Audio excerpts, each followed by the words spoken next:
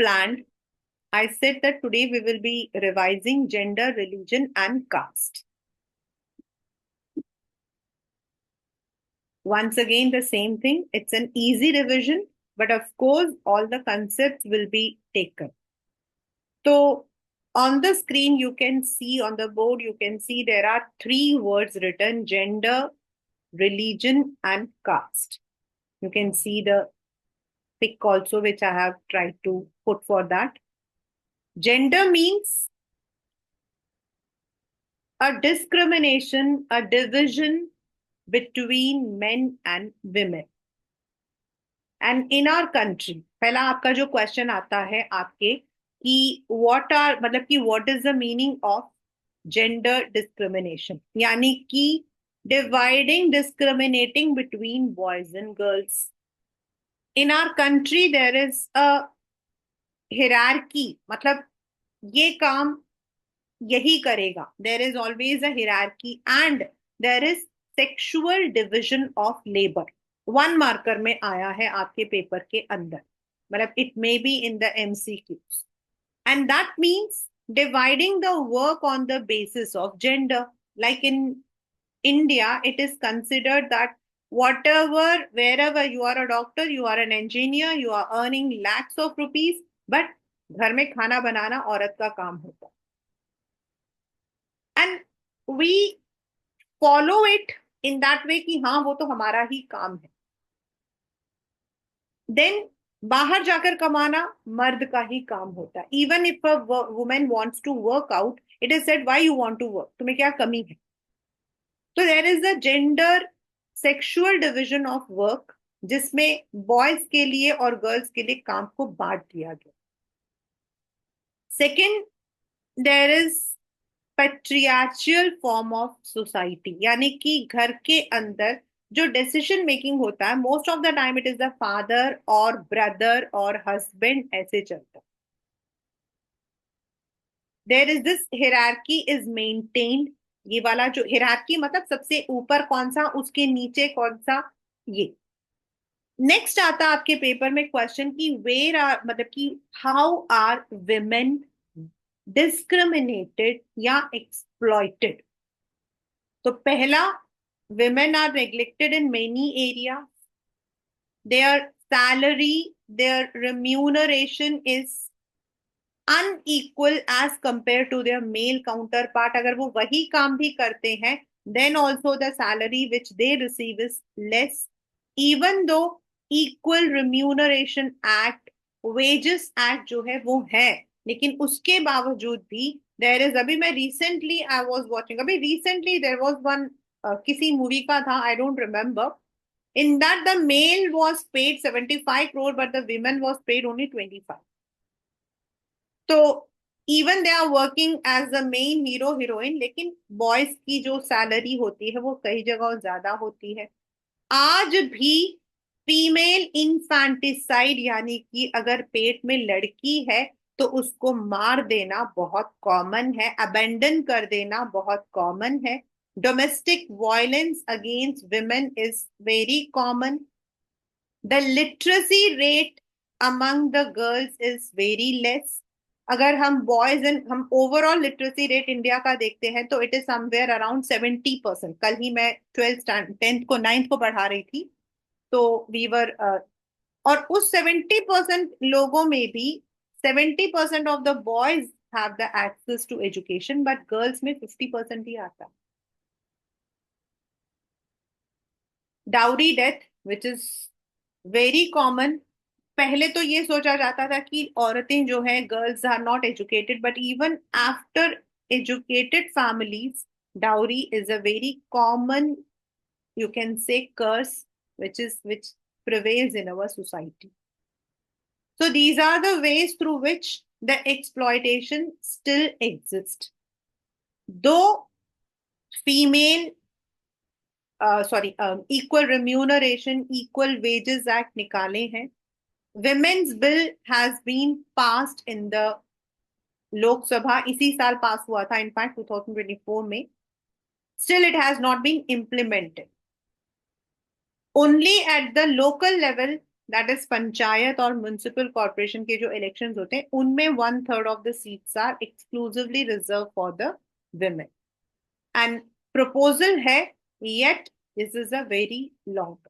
अगर हम इंडिया को कंपेयर करते हैं with countries like Norway, Scandinavian countries को करते हैं, जहां women participation in the political field is more, but in our country women participation in the politics is very less. So these are the ways through which the women are discriminated. There have been certain proposals but yet they are only on the table. Only जो आपका 1/3 वाला है वो, there are people जो feminist बोलते हैं जिनको हम लोग, and who are feminists? Those who support equality for women. मतलब वो women का equality मतलब वो काम का हो, कमाने का हो या किसी और चीज में हो equality.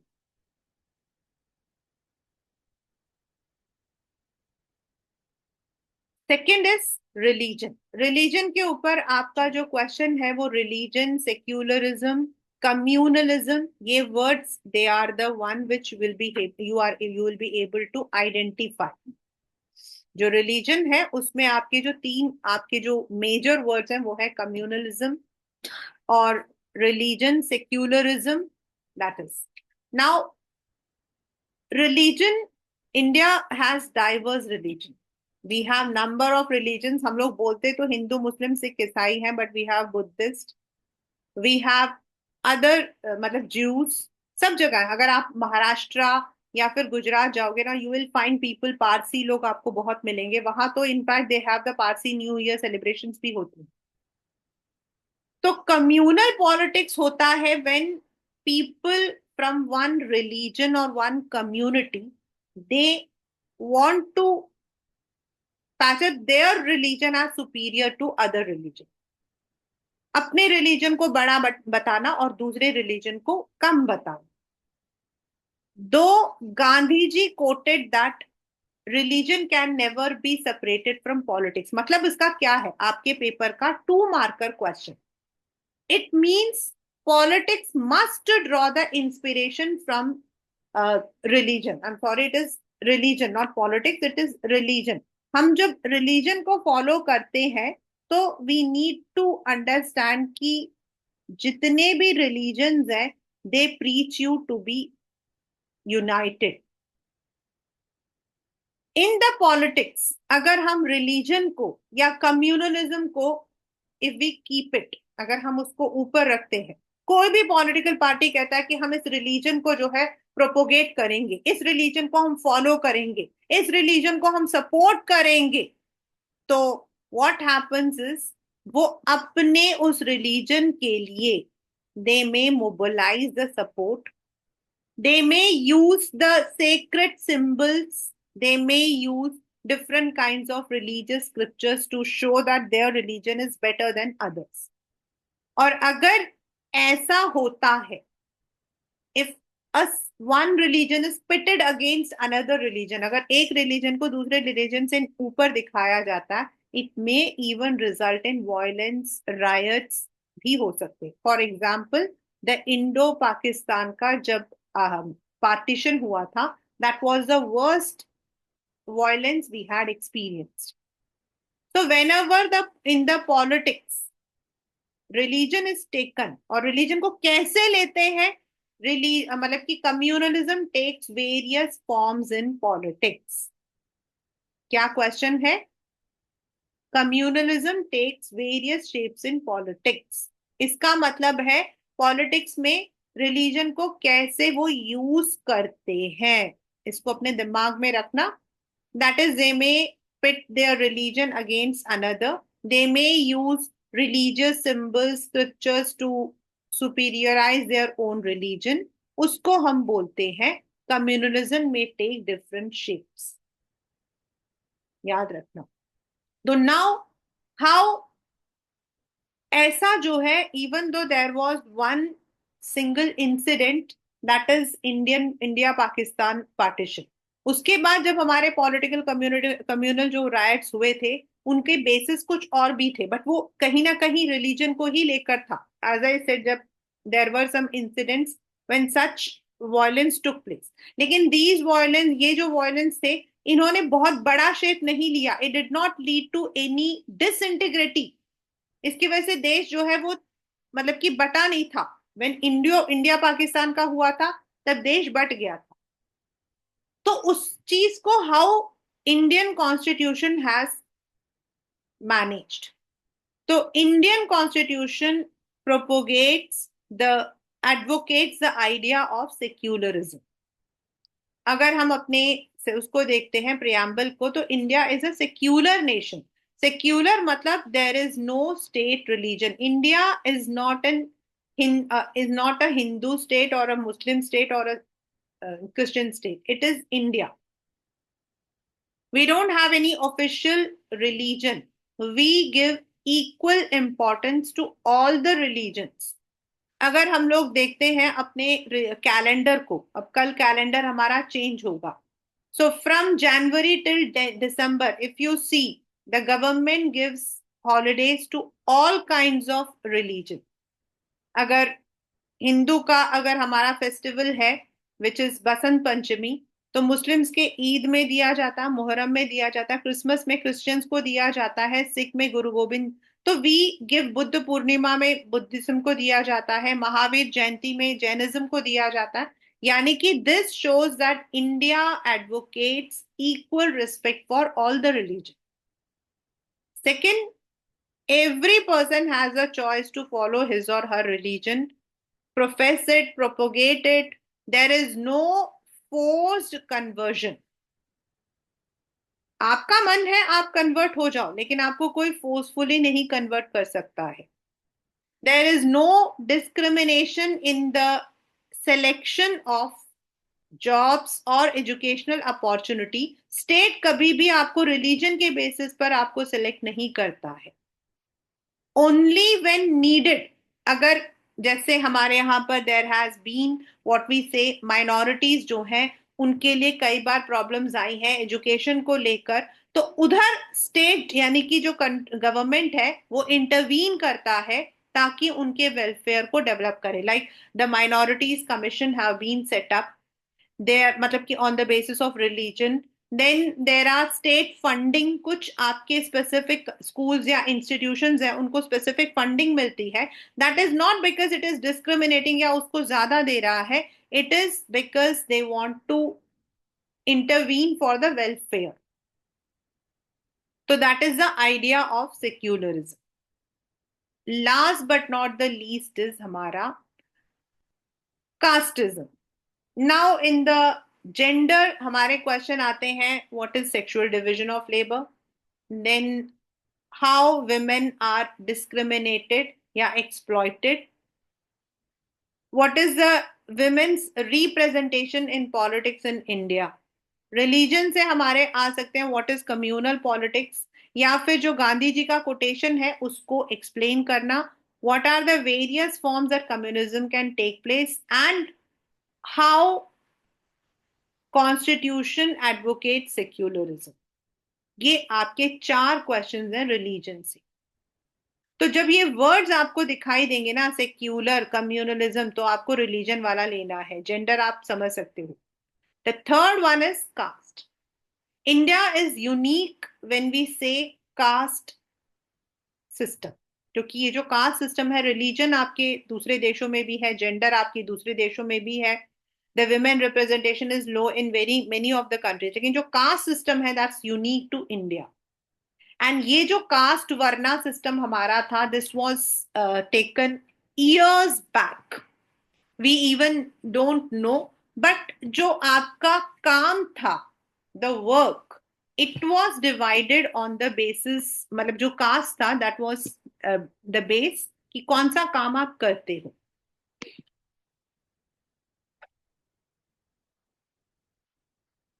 It was said that all the work which is related to education, that should be from by the Brahmins, then आपका वैश्य, then क्षत्रिय and शूद्र. तो जो सेकेंड एंड थर्ड है, दैट इज आपके सोल्जर्स हो गए, those who are in the fighting वो क्षत्रिय में चले गए, those who are in the business trade वो आपके वैश्य में चले गए. But then the fourth one was the outcast, that is untouchables. And there was a practice where these kinds of people were exploited. और इनको हम आउटकास्ट या untouchable बोलते हैं.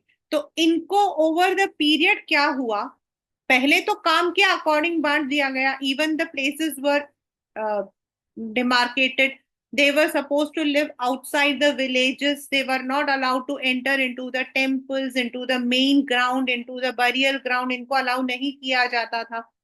और ये जो ऑपरेशन था, it became so deep कि they were prohibited even on the basis of education, health or any privilege.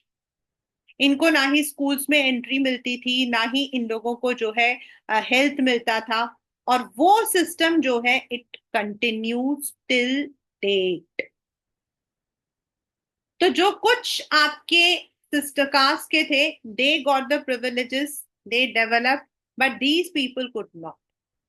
तो ये कास्ट में आपके, सॉरी, ये पॉलिटिक्स में कैसे आ जाता है? तो पहला आपके आता है कि हाउ इज कास्टिज्म प्रैक्टिस्ड. तो they are discriminated. There are certain caste जिनके साथ आपके मैरिजेस जो है वो एक्सेप्ट नहीं किए जाते हैं. सिटिंग या फिर मतलब कि eating with them, it is not.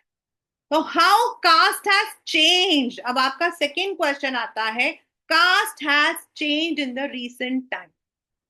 There has been a change in the caste system. तो वो क्या है? First, due to occupational mobility.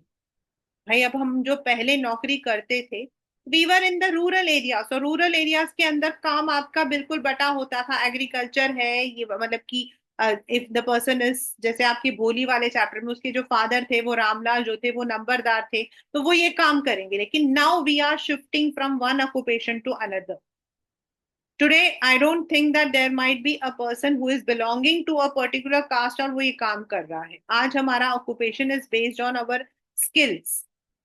Secondly, urbanization. Now we are living in the high-rise buildings where we don't know who is our neighbor, who is our. तो वो भी एक system है. जब आप कॉलेजेस में जाते हो, जब आप लोग हॉस्टल्स में रहते हो, तो you have to work, you have to mingle with everyone. Third, in the rural areas also आपका जो जमींदारी सिस्टम था, जो आपका वो हिरार्की था, वो अब ब्रेकअप हो गया है. अब मतलब कि there is no system now, everything is federal. पहले होता था जो गांव का जमींदार होता था या जो भी आपके मेन होते थे, he used to have the power, but अभी वो नहीं है. People are now more literate, they are able to understand. और इन सब की वजह से जो कास्ट सिस्टम है, it has undergone certain changes.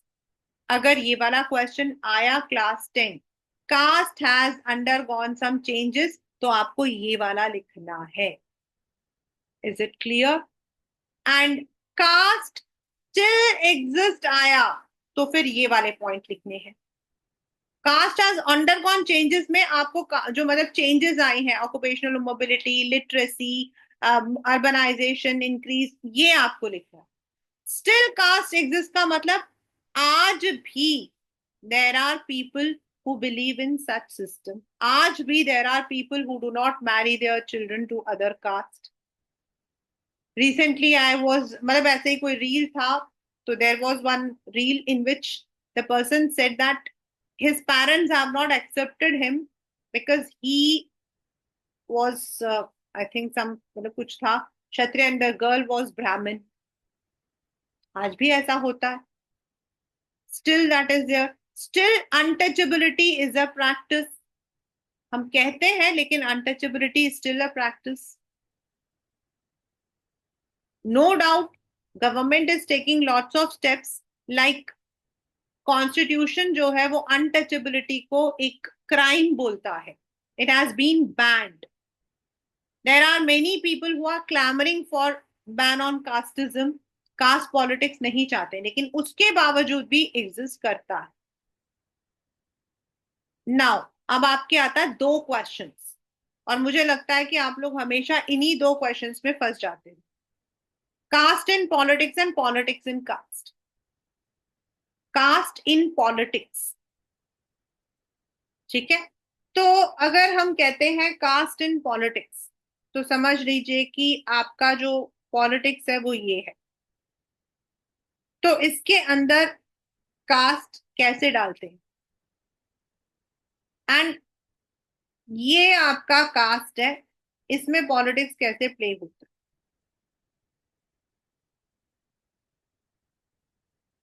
Cast in politics मतलब जो पॉलिटिकल लीडर्स हैं, how they use for caste for their vote, for their benefits।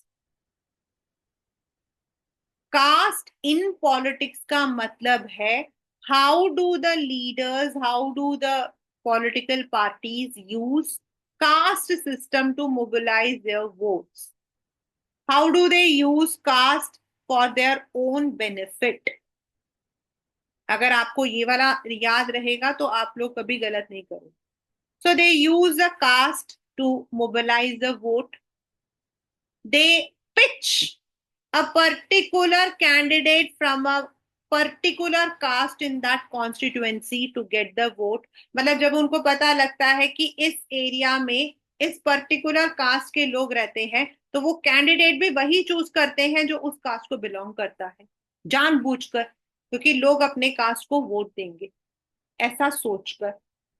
Sometimes they use the caste politics, but अगर हम लोग रिकॉर्ड देखें तो ऐसा कभी नहीं होता है कि एक कैंडिडेट जो जीता है उसको सारे के सारे वोट उसी कास्ट के मिले हैं। अगर हम वोट को खोल के देखें, the number of people who have voted, तो ऐसा नहीं होता है कि that person is belonging to the same caste as a representative. अगर मेरे एरिया के अंदर कोई इंसान काम कर रहा है and he is belonging to any under privilege caste, तो मैं तो उसको वोट इसलिए दूंगी ना कि वो काम कर रहा है, not because he is belonging to some caste. So no candidate or party gets a full vote of a caste। अगर कोई कैंडिडेट जीतता है ना, तो that is because of many votes he is getting, and it is not sure कि वो many vote जो है वो एक ही कास्ट को बिलोंग करते। तो ऐसा कभी नहीं होता है। और अगर ऐसा होता कि भाई किसी भी कॉन्स्टिट्युएंसी के अंदर एक ही कास्ट के लोग जो है वो जीत रहे हैं, तो हमारे जो सिटिंग एमपीज हैं, सिटिंग एमएलएज हैं, वो कभी हारते नहीं, क्योंकि उनको तो वोट मिल जाता, क्योंकि वो तो उस कास्ट को बिलोंग करते हैं।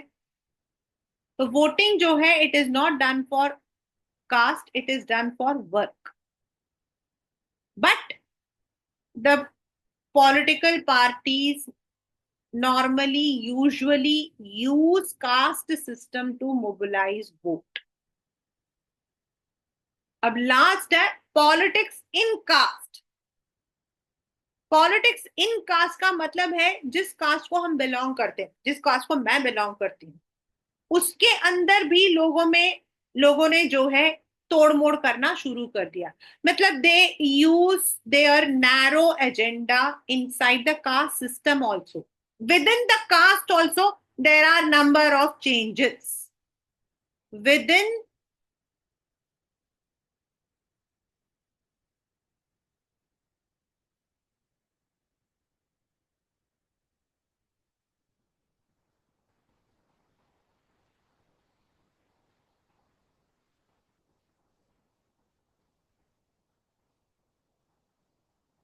और इसको हम कहते हैं politics in cast.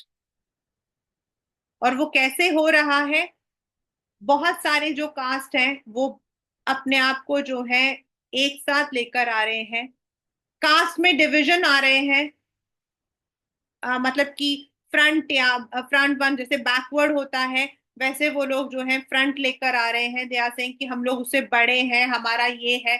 They are bringing the basis. तो within the caste also, caste और सब कास्ट मिलकर एक बड़ा कास्ट बनते हैं, ताकि उनका शेयर इन द वोट, उनका जो वॉइस है वो ज्यादा बढ़ जाए। नॉर्मली कास्ट में होता है there are division within Brahmin also, there are different Brahmins. तो वो कहते हैं ना ब्राह्मण्स के अंदर भी डिफरेंट ब्राह्मण्स होते हैं। Like I remember my teacher told me कि do you know how do we name the, आपने नाम सुना होगा, इस इंसान का नाम जो है वो वेदी है, इसका नाम द्विवेदी है, इसका नाम त्रिवेदी है, एक का नाम चतुर्वेदी है। तो do you know what is the difference? हमारे टीचर ने जब पढ़ाया था तो ही टोल्ड अस। तो Vedi, the one who is master in one single Veda, हमारे चार वेद हैं। जिसने दो वेद पढ़े द्विवेदी, जिसने तीन और जिसने चार, तो चार चतुर्वेदी जो होते हैं they are the highest one. लेकिन अब क्या है, they are also mingling with the other, ताकि उनका जो ओपिनियन है वो मैटर कर सके। Within the caste also there is division also हो रहा है, मिल भी रहे हैं, डिविजन भी हो रहा है, and there is change in the caste system with in. तो जो कास्ट के अंदर, किसी भी एक कास्ट के अंदर जो चेंजेस होते हैं उनको हम बोलते हैं politics in caste. And caste in politics is how do the political leaders use caste system to mobilize votes. तो यही दो मुझे लगता है आप लोगों को प्रॉब्लम आती है। दो there are many people who are against the caste system, उनका मानना है क्योंकि इंडिया के अंदर to have a fair representation, to have a fair representation, the constitution has already provided with reservations। और ये जो रिजर्वेशन है ये कहता है कि 84 seats for scheduled caste, 47 for the scheduled tribe, then 27% आपका जो ओबीसीज हैं उनके लिए स्पेसिफिक कोटा। ये सिर्फ इसीलिए है कि जो कास्ट सिस्टम में जिनको पहले प्रिविलेजेस नहीं मिले थे, they are benefited। So this is the chapter gender, religion and caste। The last revision for today I'm doing is globalization, and I'll be doing the complete one because abhi recently I saw that in many of the schools, but I got the we have got certain question papers. So there were some questions like how can we make it fair? ऐसे questions आए हुए थे। Though according to your syllabus, globalization, factors affecting globalization are the only one, because जो बाकी topics थे they were part of your, I think there was some project or that, but it has been there in the questions also, so I'm just taking it out. Globalization, of course it's a very interesting chapter, and to be very honest, अगर हम इस chapter को आज पढ़ रहे हैं तो it is because of doctor Manmohan Singh, जिनकी परसों डेथ हुई थी। He was the one who brought globalization to India. He was the economic, हमारे यहाँ पर जो उस वक्त में फाइनेंस मिनिस्टर वही थे अंडर पीवी नरसिम्हा राव। जब हमारे इंडिया के अंदर ये जो चेंजेस जो हमने इस चैप्टर में पढ़ा ये वही लेकर आए। It was only because of him. So पहले क्या होता था, प्रोडक्शन जो है it was largely within the country, and definitely ऐसा नहीं है कि ट्रेड नहीं होता था, प्रोडक्शन अपनी कंट्री में होता था, लेकिन उसकी जो उसको जो सेल ऑफ करते थे from one country to another वो हमेशा होता था, but it was not on a based on any system. लेकिन अब we have the system where the multinational companies have come into picture. और ये जो मल्टीनेशनल कॉरपोरेशंस या कंपनीज है ये होती है लार्ज जायंट कंपनीज, जो जिनका बेस मेनली नॉर्मली यूएस है। और ये लोग क्या करते हैं, दे हैव देयर सेटअप, उनका मेन ऑफिस आपका यूएस यूके वगैरह में होता है, लेकिन they have their branches, they have their production across other world, other countries में होता है। जिन जिन कंट्रीज के अंदर इनको रॉ मटेरियल्स, जिन जिन कंट्रीज के अंदर इनको चीप लेबर और जो अदर फैसिलिटीज है लाइक इलेक्ट्रिसिटी वगैरह इनको सस्ता मिलता है, वहां ये लोग जो है अपनी प्रोडक्शन को करते हैं एंड फिर उस प्रोड्यूस्ड गुड्स को मार्केट करते हैं, सेल ऑफ करते हैं अक्रॉस द वर्ल्ड। तो ये आपका जो है it has resulted in what we call as globalization. तो पहले क्या होता था, the production was with in, but now it is across India. जैसे आप देख सकते हो, देर इज मतलब यहाँ पे लिखा हुआ है that US is the product design, China में मैन्युफैक्चर होता है, असेंबल मेक्सिको में होता है, और उसको बेचा हर जगह पे. तो ये जो इंटरलिंकिंग है, इसकी वजह से now across the globe we are able to buy और सेल आवर प्रोडक्ट्स. एंड इसकी वजह से सारे के सारे मार्केट्स, यानी कि मार्केट का मतलब वो मार्केट नहीं जहां हम जाते हैं, market means where the investment takes place, where production takes place. Now they are, मतलब वहां पे अगर चाइना में अगर प्रोडक्शन हो रहा है, उसका रॉ मटेरियल आपका ताइवान से आ रहा है, तो दे आर इंटरलिंक्ड. इंडिया में प्रोडक्शन हो रहा है, चाइना से रॉ मटेरियल आ रहा है. And this has resulted in better investment and better foreign investment. Investment होता है जब हम जमीन पर, मशीन पर पैसा लगाते हैं. बट अगर ये कोई फॉरेन कंपनी लगाती है तो that is called as foreign investment. Now MNCs can, ये आपके अकॉर्डिंग टू योर सिलेबस ये वाला पोर्शन नहीं है, फिर भी मैं आपको जस्ट एग्जाम मतलब कर रही हूँ कि जो एमएनसीज होते हैं कई तरीकों से they are interlink with other countries. Maybe they buy an existing company, like हमारे यहाँ पर जो परक फूड्स था, जो खाना मतलब कि ऑयल बनाता था, उसको कारगिल फूड ने खरीदा था, द फॉर्च्यून वाला जो ऑयल है. ऐसा हो सकता है. They may enter into partner with local companies, Maruti, Suzuki. Third, they may ask the local producer to make goods for them, और उसको बाद में वो लोग अपने नाम से बेचें. जैसे हमारे यहाँ से लुधियाना से फुटबॉल, देन मीरठ से आपके जो क्रिकेट के जो आपके बैट्स हैं, जम्मू कश्मीर से क्रिकेट के bat, they are very famous, they are sold out. Gandhinagar market Asia का सबसे बड़ा मार्केट है जहां आपके जीन्स वगैरह मैन्युफैक्चर होते हैं, they are sold in the US market for 6,000. तो दे में एंटर, इस तरीके से दे में enter influence the market by different ways. और इसकी वजह से क्या हुआ है, स्पेसिफिकली दो रिच, ये असर्शन एंड रीजन में एक बार आया था, जो रिच या अर्बन क्लास है, they are able to have all kinds of produce products, and the producers in all the countries are able to compete इट. आज अगर हम कहते हैं कि इंडिया का तेल, मतलब कि इंडिया बेस्ड तेल है, we have some other also. तो व्हाट वर द फैक्टर्स, ये आपका बोर्ड का क्वेश्चन हो सकता है कि what were the factors that enable this process called globalisation.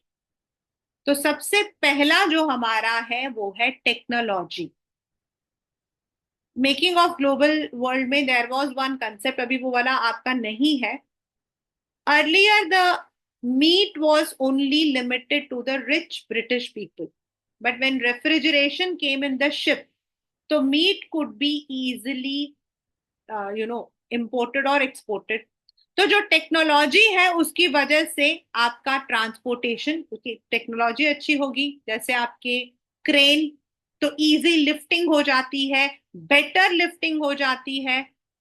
जो टेक्नोलॉजी है उसमें ये चेंजेस आए हैं, शिपिंग में चेंजेस आए हैं, ट्रांसपोर्ट हमारे जो है they have increase the number of transport, हमारा automobile industries across the world have increased, so that has enabled information and technology, यानी कि the access to computers using the world wide web, उसकी वजह से भी हमारा कम्युनिकेशन, हमारा information जो है वो इजी एक्सेस होता है. Now sitting at your computer, you can access anything across the world. You have the instant messaging facility. पहले होता था, there was a time taken, very time taking and very tedious procedure. लेकिन अब क्या होता है, instantly you are able to connect to anyone. जो आपके एमएनसीज हैं जिनके वर्किंग आवर्स हमसे अलग है, they are able to connect with us anytime. So that has enabled the globalization. Second is many of the countries underwent liberalization, जैसे हमारे यहाँ पर हुआ था 1992 में. As I said, it was revered prime minister at that time he was a finance minister, जब हमारे यहाँ पर इकोनॉमिक पॉलिसी में चेंजेस आई थी.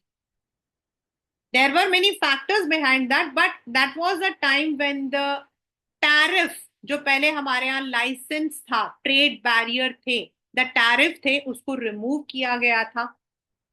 many of the industries which were running in loss, उनको प्राइवेटाइज करके उनको जो है प्रॉफिट में लेकर आए थे. एंड ग्लोबल कंपनीज को अलाउ किया गया था to invest in our country, and these which we call as LPG, liberalization, privatization and globalization.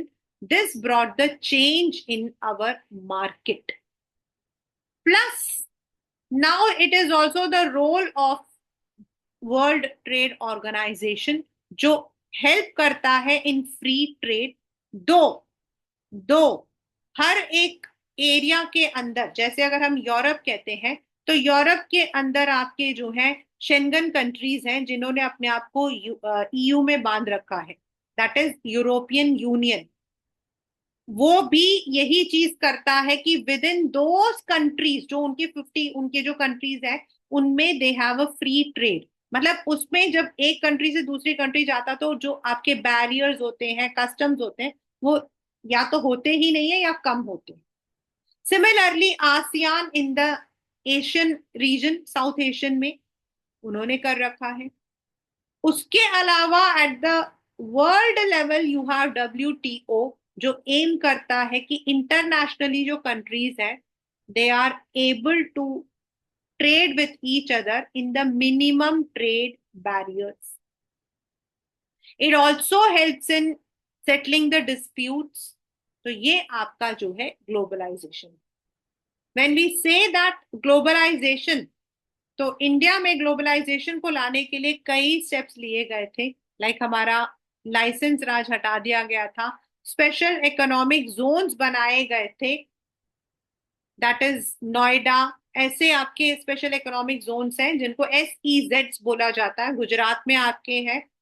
उन एरियाज के अंदर जब फॉरेन कंपनीज अपने मतलब कि बिजनेस को लगाती हैं, तो they get a tax holiday, यानी कि उनको टैक्स नहीं देना पड़ता. सब्सिडी रेट में उनको इलेक्ट्रिसिटी, वाटर मिलता है, उनको जो है इंफ्रास्ट्रक्चर मिलता है. And India tried to come up, level up to this. No doubt this is not part of your syllabus basically, but yes, globalization की वजह से कंपटीशन ज्यादा हो गया, स्टैंडर्ड ऑफ लिविंग बढ़ गया, इंक्रीज्ड इन्वेस्टमेंट हो गया.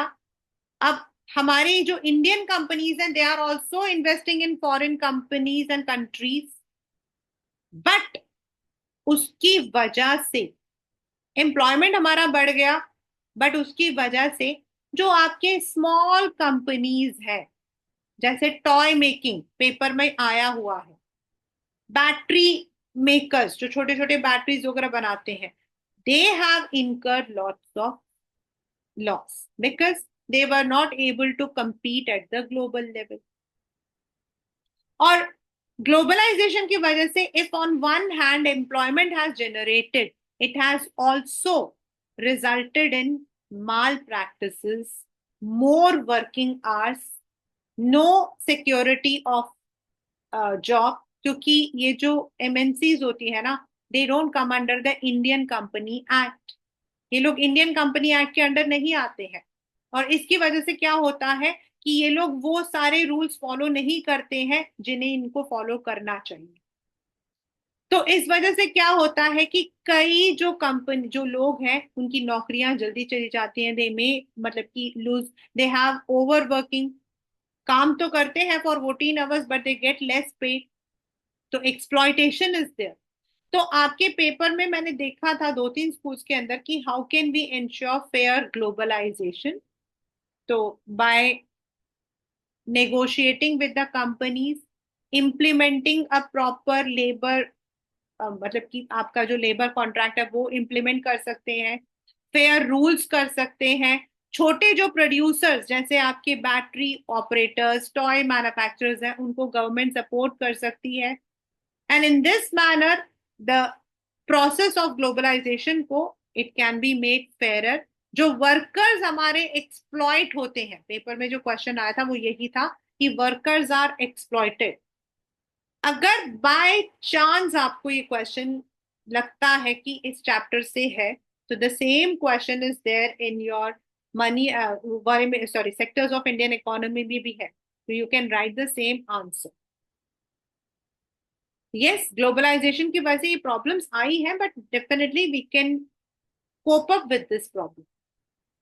As per your current syllabus, आपका जो बोर्ड के क्वेश्चंस हैं that should be based on what is globalization, what are the factors that have enabled globalization. और जो बाकी हम लोगों ने पढ़ा है ये सब उनके सपोर्टिंग है। मतलब अगर आप उन सब चीजों को पढ़ते नहीं हो ना, तो you not be able to exactly understand what globalization means in the practical world. जब आप लोग कल को कभी भी नौकरी करोगे, ये आपको बहुत हेल्प करेगा, बिकॉज समवेयर और else we are going to be in the MNCs और एमएनसी कंट्रोल कंपनीज, तो ये आपको हेल्प करेगा। So that is the chapter globalization and Indian economy. With this, we have revised two chapters today. One is gender, religion, and caste, and second is globalization. And I think in overall, we have revised four chapters: political parties as well as rise of nationalism in Europe.